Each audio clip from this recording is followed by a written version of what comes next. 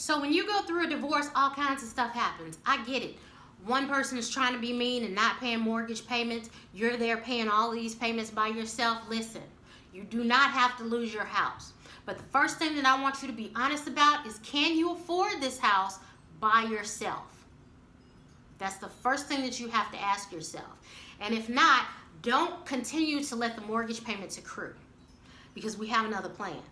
If you can afford it, whether you can or you can't, we're going to go through 3 plans that I'm going to give you. Plan A, contact your lender. Whether you can afford this place or not, contact your lender.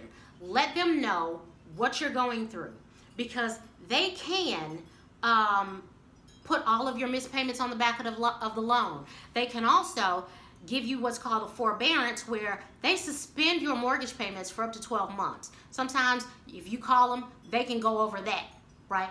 And do another 6 months. So they don't want your house. They are more than willing to work with you. Trust me on this. Call them. And whatever y'all can work out, work it out. Plan B, if you cannot afford to keep your house, you gotta get a side hustle of some type. What is something that you've been wanting to do? One of the things that I have is a mobile notary company, where we go and help people who are closing on houses sign their documents in their home, at their job, so they don't have to leave the comfort of their own house. That's called Elite Mobile Notary. And mobile notaries get paid anywhere from $100 to $175 per closing. You do 5 of those in a day, which is not that hard. Once you get to know lenders, it's not hard. And you're good. Good little side hustle that you can put towards your mortgage. But figure something out where you can begin to cash flow. I don't care if it's making jewelry. You need cash flow. You need extra cash flow if you're going to keep the house. If you can afford to keep it, again, call your lender, work something out where they can put the payments on the back end, right? Or they can restructure your loan through a loan modification where your interest rate drops. All kinds of choices that they have. And I actually wrote a book about every choice that you can think of, so that you'll know what to ask your lender, but we'll get to that at a later time. Your plan B. All of this is emotional, and I get it, but you got to make some critical decisions right now. One of those decisions is, I got to put my house on the market. Now, I'm telling you right now, you don't have to sell your home.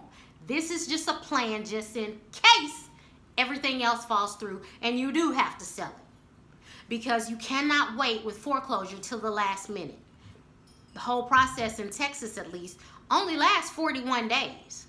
So it's too hard to wait till the last minute, try to find a buyer, all of that. You lose money and walk away with nothing, especially if you have equity in your home and you've had your home for a little while with principal, or the market has changed. Man, please don't walk away from all of that. Contact your lender. Put your house on the market just to see who bites, so that you'll have a ready pool that you can pull from in the event that you do need to sell and you do see that that's your last option. Okay? So all of the documents, when you contact your lender, they're going to ask you for a couple of things. They're going to ask you for last year's tax returns, pay stubs. They're going to ask you for a financial statement, a hardship letter. I have all of that for you, so have no fear. Don't worry about it. I have that. And if you click that button below, you can download it on the next page, and you'll get all that information. And then continue answering these questions. There's another question after you download that, so I can get some more information, because this, what I'm doing, is specifically geared toward your situation. Okay? So go on and go through it. Click on the other page. Right down there. We got this.